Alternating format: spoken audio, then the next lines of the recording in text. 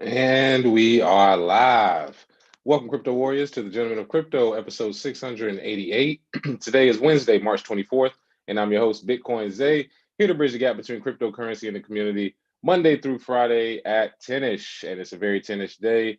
Had some early stuff this morning. Definitely want to get some great news stories for you today. Starting with the top story, FTX set to secure naming rights to Miami NBA Stadium until 2040. Microsoft president says fintech should leave currency to central banks. Bank of International Settlements head says cryptos require more regulation. Elon Musk says Tesla now accepts Bitcoin from US customers. And last but not least, BTC rewards app Lolly raises 5 million from Reddit founder Serena Williams and more. But first, let's jump into these prices. Let's make sure we bring this up here. So yes, our prices for today: Bitcoin at 57,000 is up 2.8%. Ethereum at $1,732 is up 1%.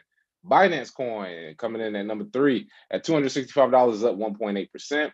Cardano at 115 took a little slide down 1.8%. Polkadot at $36 up 1.5%.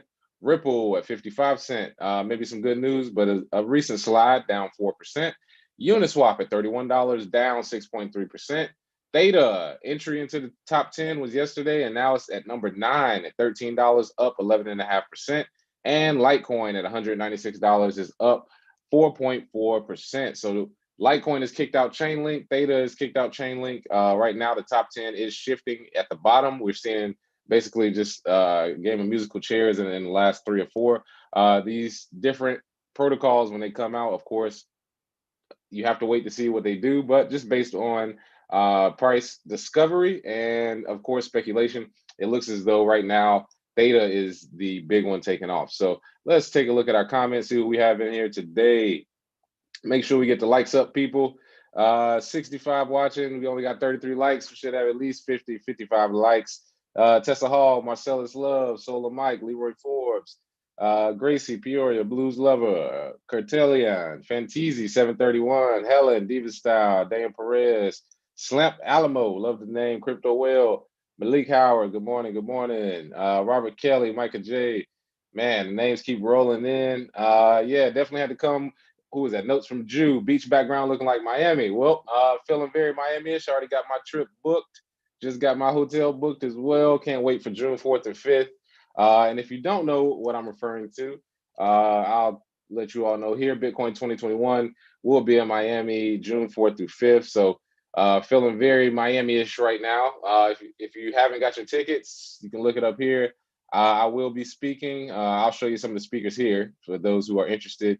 You got Senator Cynthia Loomis, Michael Saylor, Jack Dorsey, Chamath Tony Hawk, Nick Szabo, a lot of great speakers. You got Mayor Francis, of course, Jimmy Song, a lot of big names, myself as well. But yes, great lineup. I will be there. But yeah, feeling very Miami-ish. I wish I was at a beach.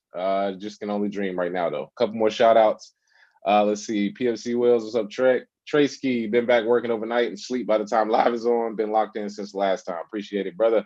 Yeah, so that Miami conference, that Bitcoin conference is going to be huge. It feels like everybody's going down there. I'm going to be out the way, though. So let's jump into our top story of the day. FTX set to secure naming rights to Miami NBA Stadium until 2040. Woo! So cryptocurrency exchange FTX is on the brink of securing naming rights to Miami Heat Stadium until 2040. They have reached an agreement with Miami-Dade County on a 19-year partnership worth $135 million. Woo! To name Miami Heat's home stadium the FTX Arena. Shout out to Shannon Allen. I don't think Shannon told me this specifically, but he alluded to it that there was something big happening with the crypto company and with the Miami Heat. And I'm sure he was in the middle of all that, staying in Miami. Definitely going to see him when I go down. But yes, it's set to become the first member of the crypto industry to secure NBA naming rights, pending approval from the Miami-Dade County Board of County Commissioners on March 26th. I don't think that'll be a big problem. Sam Bankman-Fried, who is the FTX CEO, this opportunity is more than putting our name on an iconic building. It is a chance to provide value to the growing and diverse community in Miami and its surrounding cities, as well as join the championship community, championship organization, championship culture. Yeah. Dude, If you look at the moves that are being made in Miami, that is looking like the ultimate hotspot for crypto right now. I mean, you have FTX about to be the name of the Miami Heat Stadium. You have a quote unquote Bitcoin mayor who wants to put the white paper or has put the white paper on Miami's website. He wants his employees to get paid in Bitcoin. He wants companies to move there and, of course, get involved in the Bitcoin space. I'm just glad to have my connects down there because it is growing crazy right now. And also, if you didn't know, FTX was also the second biggest donor to Joe Biden. So when people talk about crypto going away or what's regulations, it's not going to go but so far. These people that have, again, I keep telling people, once crypto people get the money, they make the rules. So the rules that you're worried about don't really matter once the crypto people come in and then set the rules the way that they want. So there are a few different things they have to go through first. If the deal is approved, it makes another significant partnership secured by FTX. It's been expanding its market reach since 2019. They also acquire Blockfolio. If you haven't noticed on Blockfolio, it used to be you just track your portfolio. Now you can actually access FTX through there. So strong user base of 6 million. And of course, they had a little issues with a hack a while back, but they cleared that up. So shout out to FTX. Shout out to the Miami Heat. Hey man, Miami is not a bad place. I want my background to look like this for the rest of my life because I'm telling you right now, this is my last winter. So Miami might not be a bad spot. So let's see what we got in the comments. Let's see, Started Crypto, that Uniswap stimulus pack is 12K now. Exactly. Let's see, I wanted to go except 400 entrance is over my price range. I accept that, but I also tell people the conference itself, even as a speaker, is boring to me. I just don't find it very interesting to hear people circle jerk each other and tell each other how much we agree with each other. We all know we agree. I do like to hear some of the new innovations, but I'd rather hear that from them drinking at a bar at 2 a.m. in the morning, them explaining it, than them up there with their professional speak. I like regular people. So me, I'm in the streets. I'm gonna be out in Miami getting Cuban food, Haitian food, talking to my people. I got cousins and family down there, and then other people contacts. Probably holler at Pomp, try and catch a few other people. But yeah, I'm not big on conferences. I'm gonna go do my thing, and then I'm in the streets, man. I'm not really a talker like that. So let's see, Blues Lover. I'm sorry, Tesla Hall. Congrats, appreciate it. S1 does that the background of the island where you're building the Zay Resort. Yeah, this is a sneak peek of the Zay Resort, building it in the Virgin Islands. Get ready. Let's see, Leroy Forbes, Miami trying to be the dirty Silicon Valley. Yeah, well, Silicon Valley is getting very expensive. Miami has, or Florida has, I should say, no state tax. You make more money, you have the same weather, and you have Bitcoin and crypto companies coming as well. So that's the new Silicon Valley. Like they're basically creating that. Let's see. All right, Kelly Zay about to do the gingerbread man down in MIA. Let's see. PFC Wells. It's all about the hallway con, bro. None of the real news comes to the main stage. All the real deals are exactly. Trek, he's been in the game long enough to know whatever's being said on stage, that's for filming. That's for people to get their pictures. That's for people to say, I spoke at Bitcoin 2021. But who cares, really? I mean, the real conversations are at a strip club at 12 a.m., at a bar at 2 a.m., in a hotel lobby, in the hallway, at a restaurant. You have to run into somebody that you a fan of or somebody that you follow. Those are the real conversations. So if you go to the conference, you don't have to buy a ticket. Just go ahead and book the trip. You'll see a lot of people. Just stand at the entrance. You'll see everybody you want to see. Just dap them up, say what's up, and then go on about your day. And then somebody will film what they say. So you'll be all good. Let's see. So let's get into our second story of the day. Microsoft president says fintechs should leave currency to central banks. Wow. Should have done a dino of the day on this dude, but yes, it seems as though the Microsoft president, Brad Smith, is not keen on the idea of technology companies issuing private stablecoins. For Brad Smith, fintech firms have no business issuing private digital currencies. Who died and made Brad Smith everybody's daddy? But apparently he thinks he should be telling fintech firms how they should create digital currencies. He said these remarks while speaking at an online conference, of course, organized by the Bank of International Settlements, who I'll get to next. My favorite friend Jigglypuff, we'll talk about him in a second. As part of his address, Smith argued that money supply should exclusively be under the aegis of governments and central banks. Look at this quote right here. This got to be the most low testosterone quote I've ever seen in my life. I think the world has been better served by what has been a movement over centuries to put that in the hands of governments. We're not a bank, and we don't want to become a bank, and we don't want to compete with our customers who are banks. Well, you know what? First of all, banks, to me, who wants to be a bank? I mean, nobody wants to. And Microsoft, His comments are directly in opposition with Facebook, who is creating the DM project, which we said would flop, which it did. The first one was Libra, it flopped. But that statement right there is trash. I mean, we're just going to hand our power over to the governments because, again, you all donate money to governments. They are your friends. You play golf with them. Cool, I understand that. But don't come out and say a quote that saying our money should only be governed by a body of people who we never see in person and rarely see on TV. Never. At no point has that been the goal. And it seems like Microsoft has a lot of goofies working over there. Brad Smith, Bill Gates, there's a lot of goofy people working over there. I mean, even says here, Microsoft founder Bill Gates once said crypto technology was causing deaths in a fairly direct way. Really? Do we really want to get into the deaths caused by Bill Gates and his wacko view of how the world should be? Exactly. No. So Microsoft, again, they don't want to compete, or they say that these companies shouldn't create their own currencies. But in my opinion, all I'm seeing now is that they don't want freedom. Hey, the government has been protecting us this long. Why would we give them up? And I really think his statement is just something he has to say, even if he feels opposite. I don't think he can even clear that up in another interview. He just said that on stage. Somebody wrote an article. Not really important to me. So let's see who else we got in here on the chat. Let's see. Haiti, stand up. Oh yeah, glad you got some work and vacation. Yeah, we'll see. Ryan Cooper might pull up. Yeah, come on down. I think tickets to fly down to Miami is like 180 right now. Pretty cheap. Let's see. Joshua Richardson, all the best deals happen at the strip club. Exactly. Real business people know what's up. Let's see. Good morning, gentlemen. Jiu-Jitsu, what's going on? Blues lover. Microsoft is Bill Gates and they suck and our leaders wackos. Yeah, weirdos, man. I don't know what's wrong with these people. Let's see who else we got. PFC Wells. Give Mr. Smith 3 years to change his tune. He's talking out his ass right now. Just watch how they drop. Well, it's crazy. We just did a story that Xbox is they just had a poll to see if people would accept Bitcoin. Microsoft has been accepting Bitcoin, and the fact that they talk about these other tech companies creating their own private currencies. I think they're just mad that other people are beating them to the game. That's it. And of course, they got to come out against their competition because they don't want to be the tech company that had all this money and didn't just realize we could create a stable coin and create a whole economy off of that.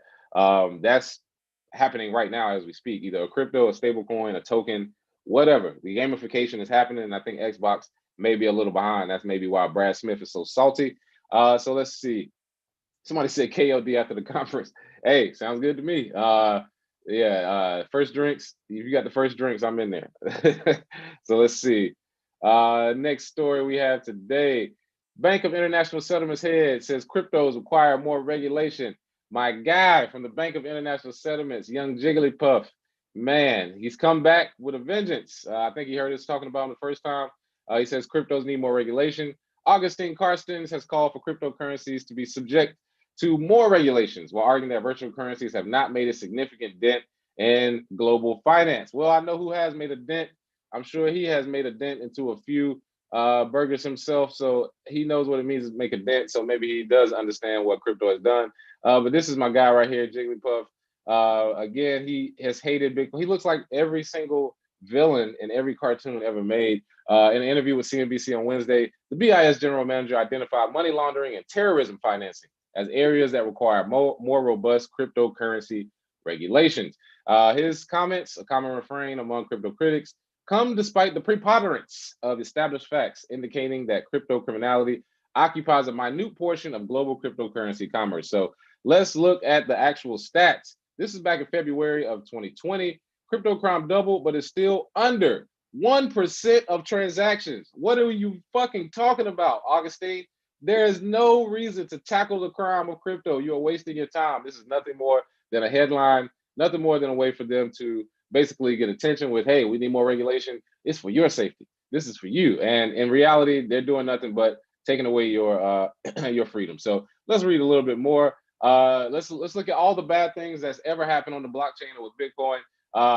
U.S. law enforcement, they shut down a global child pornography ring back in October 2019. Darknet narcotics vendors who adopt crypto payments are routinely apprehended. And well-worn anti-crypto soundbite.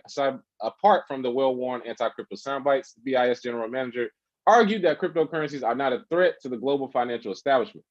Okay, so you express fears that private cryptos could disintermediate banks, but then on the other hand, you say that they are not a threat to the global financial establishment. Indeed, they are, Augustine. young Jigglypuff. Indeed, they are, and I think you're starting to realize that they are. So you have to put in stuff or put in different quotes to try and justify your position. So unfortunately for him, there's nothing he can do to actually stop it, and I don't think that him or really many of my friends who are part of the financial system now will be around to see Bitcoin flourish in the next 20, 30 years. They may be here, but I feel like they'll be out of a job or they'll meet their own demise some other way, either through people voting them out or just not listening to them anymore. So yes, let's jump into some of these comments. Oh man, Dexter Hand, shellacking, banging his crypto in the Caribbean. Oh yeah. Let's see. Eastside Tony is in here. Good morning, y'all. The P-Man Van, his diet requires more regulation. Yeah, man, worry about yourself, man. What in the world? You so worried about regulating crypto when it's less than 1% of the transactions, 99% are used for just people who want to use a open financial system. Like, calm down, bro. Jigglypuff, he needs to stick to collecting Pokemon cards. Blues Lover, I watched Pomp and Bitcoin Vegan yesterday. Great interview. Exactly. Shout out to Justin, Bitcoin Vegan, getting on Pomp. I've been on there twice. He just had his first one on there. Pomp always looks out, brings us on. Shout out to him. He's in Miami as well. Got to see him for the conference. Let's see. Jams Jetson, he looked exactly like he said. I told you, you can't make this up, man. I mean, whoever were the artists for the cartoons back in the day, they were on point. Let's see. Jiggly wife don't love him. Yeah, that's why he's so busy trying to regulate everything. They just want to secure their monopoly position. Yeah, I mean, people whose life sort of sucks, they become the hall monitors. They become the people who want to make the rules. I mean, if I haven't seen my dick in 30 years, I'd probably be mad too and try to regulate some shit that has nothing to do with me. But again, that's just what happens whenever you have to deal with certain stuff. So get out of here, Bank of International Settlements. We'll be smoking the Bank of International Settlements pack in a few years' time. Just wait, my brother. So yes, let's get into our next story of the day. Elon Musk says Tesla now accepts Bitcoin from U.S. customers. That's what I'm talking about, Elon Musk. Well, we covered this story before that they were thinking about it, that they had just started, but it seems as though it is official. I saw a lot of people on Twitter tweeting about it, and then Elon Musk came out and said it himself.